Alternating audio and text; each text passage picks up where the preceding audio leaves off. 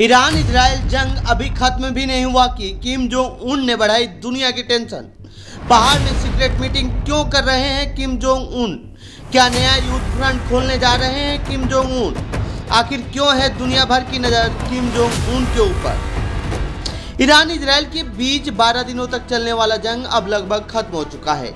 America के cease fire समझौते के ऐलान के बाद अभी तक दोनों देशों के बीच कुछ ऐसा नहीं हुआ है जिससे ये कहा जाए कि इन दोनों के बीच जंग अब जारी है। दुनिया में इन दिनों रूस, यूक्रेन और इजराइल हमास के बीच अब भी जंग जारी है, लेकिन ईरान इजराइल के बीच समझौते को लेकर थोड़ी राहत जरूर मिली है। लेकिन इस बीच उत्तर कोरिया के सर्वोच्च नेता किम जोंग उन ने दुनिया भर की टेंशन बढ़ा दी है।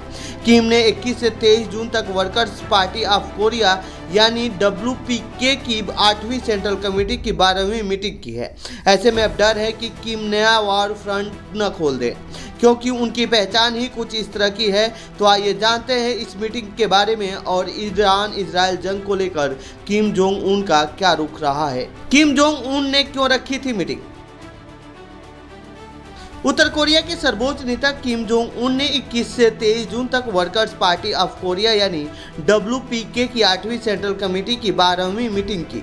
यह सीक्रेट मीटिंग देश के किसी दूसरे पहाड़ी क्षेत्र में हुई है, जिसके नतीजों को लेकर कोई साफ जानकारी नहीं दी गई है, जिसे ऐसी अटकलें लगाई जा रही हैं। क्या दुनिया नया वॉर फ्रंट देखने वाली है? हालांकि कोरियाई केंद्रीय समाचार एजेंसी यानी KCNA की रिपोर्ट ने इस मीटिंग में साल के लिए तय की गई पार्टी और राज्य की प्रमुख नीतियों की प्रोग्रेस की समीक्षा की है।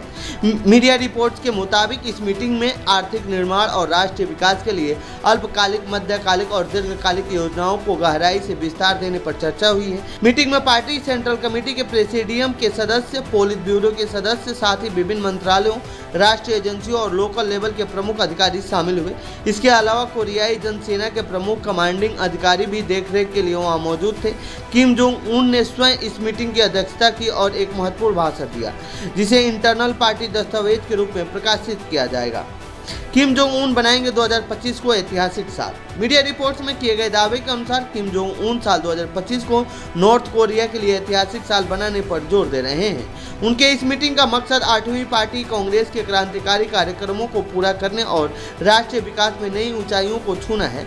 किम जोंग उन ने पार्टी की नीतियों को लागू करने में मिली उपलब्धियों की सराहना की है। समाजवादी निर्माण के विभिन्न क्षेत्रों जैसे राजनीति, अर्थव्यवस्था, संस्कृति, विज्ञान, शिक्षा और राष्ट्रीय रक्षा में प्रगति पर भी संतोष जताया है। किम जोंग उन ने भविष्य के लिए कौन सी योजना बनाई है?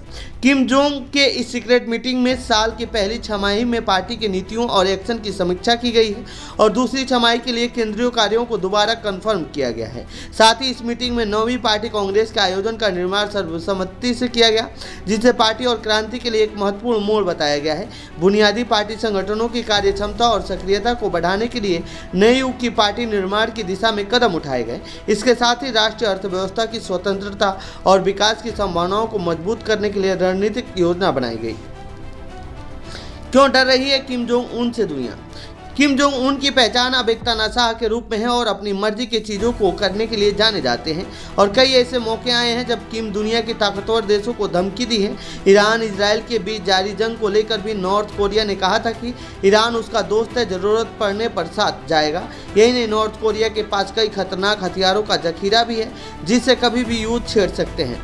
नॉर्थ कोरिया के पास हथियारों की बात करें तो 13 लाख सक्रिय सैनिक हैं, जो केवल चीन और अमेरिका के बाद तीसरी सबसे बड़ी संख्या है। इसके अलावा देश में 6 लाख रिजर्व सैनिक और लगभग 57 lakh worker peasant, red guard जैसी अर्धसैनिक बल भी हैं।